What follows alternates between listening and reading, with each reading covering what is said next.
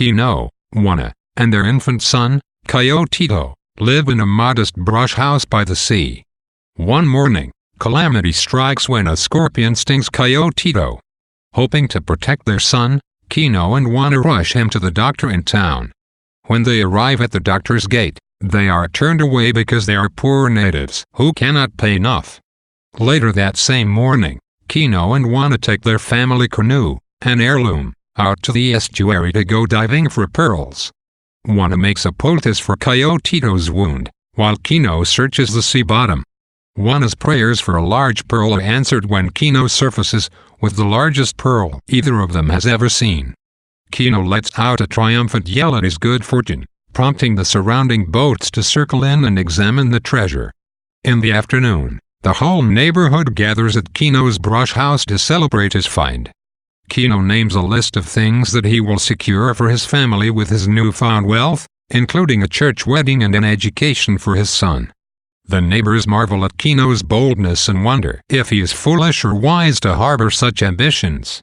Toward evening, the local priest visits Kino to bless him in his good fortune and to remind him of his place within the church. Shortly thereafter, the doctor arrives, explaining that he was out in the morning but has come now to cure Coyotito. He administers a powdered capsule and promises to return in an hour. In the intervening period, Coyotito grows violently ill, and Kino decides to bury the pearl under the floor in a corner of the brush house.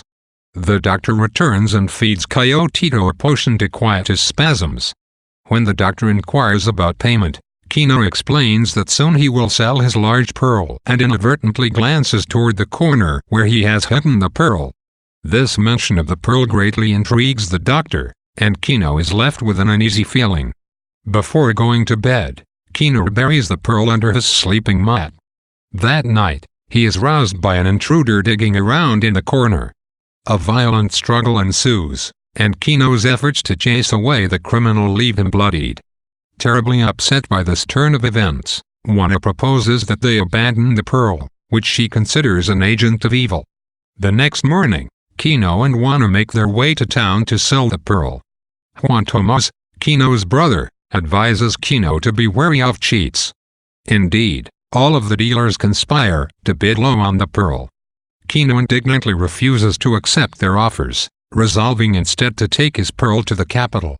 That evening, as Kino and Juana prepare to leave, Juan Tomas cautions Kino against being overly proud, and Juana repeats her wish to be rid of the pearl. Kino silences her, explaining that he is a man and will take care of things. In the middle of the night, Juana steals away with the pearl. Kino wakes as she leaves and pursues her, apprehending her just as she is poised to throw the pearl into the sea. He tackles her, takes the pearl back, and beats her violently, leaving her in a crumpled heap on the beach. As he returns to the brush house, a group of hostile men confronts him and tries to take the pearl from him. He fights the men off, killing one and causing the rest to flee, but drops the pearl in the process. As Juana ascends from the shore to the brush house, she finds the pearl lying in the path. Just beyond, she sees Kino on the ground, next to the dead man. He bemoans the loss of the pearl, which she presents to him. Though Kino explains that he had no intention to kill, Juana insists that he will be labeled a murderer. They resolve to flee at once. Kino rushes back to the shore to prepare the canoe, while Juana returns home to gather Coyotito and their belongings.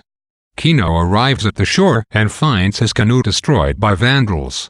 When he climbs the hill, he sees a fire blazing, and realizes that his house has burned down. Desperate to find refuge, Kino, Juana and Coyotito duck into Juan Tomas's house, where they hide out for the day. Relieved that the three did not perish in the blaze, as the rest of the neighborhood believes, Juan Tomas and his wife, Apollonia, reluctantly agree to keep Kino and Juana's secret and provide shelter for them while pretending to be ignorant of their whereabouts. At nightfall, Kino, Juana, and Coyotito set out for the capital. Skirting the town, they travel north until sunrise and then take covert shelter by the roadside. They sleep for most of the day and are preparing to set out again when Kino discovers that 3 trackers are following them. After hesitating briefly, Kino decides that they must hurry up the mountain, in hopes of eluding the trackers. A breathless ascent brings them to a water source, where they rest and take shelter in a nearby cave. Kino attempts to mislead the trackers by creating a false trail up the mountain. Kino, Wanna, and Coyotito then hide in the cave and wait for an opportunity to escape back down the mountain. The trackers are slow in their pursuit and finally arrive at the watering hole at dusk. They make camp nearby, and 2 of the trackers sleep while the 3rd stands watch. Kino decides that he must attempt to attack them before the late moon rises. He strips naked to avoid being seen and sneaks up to striking distance. Just as Kino prepares to attack, Coyotito lets out a cry, waking the sleepers. When one of them fires his rifle in the direction of the cry, Kino makes his move, killing the trackers in a violent fury. In the aftermath, Kino slowly realizes that the rifle shot struck and killed his son in the cave. The next day, Kino and Wanna make their way back through town and the outlying brush houses. Wanna carries her dead son slung over her shoulder. They walk all the way to the sea, as onlookers watch in silent fascination. At the shore, Kino pulls the pearl out of his clothing and takes one last, hard look at it.